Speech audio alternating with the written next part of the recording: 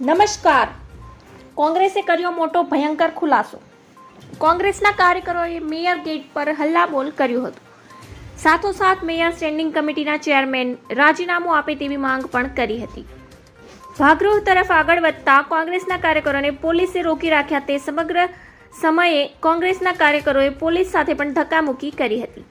વડોદરા કોર્પોરેટરના મહાનગરપાલિકાની સભા ગરમાગરમીથી ભરેલી હતી.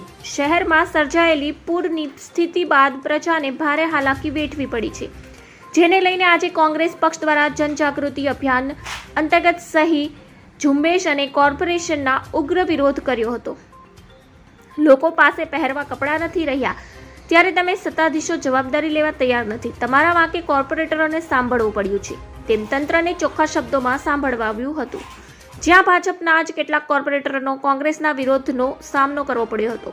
કોંગ્રેસના શહેર પ્રમુખ ઋત્વિક જોશી પોતાના હાથમાં મગર લઈને પહોંચ્યા હતા. ધન્યવાદ. જય હિન્દ.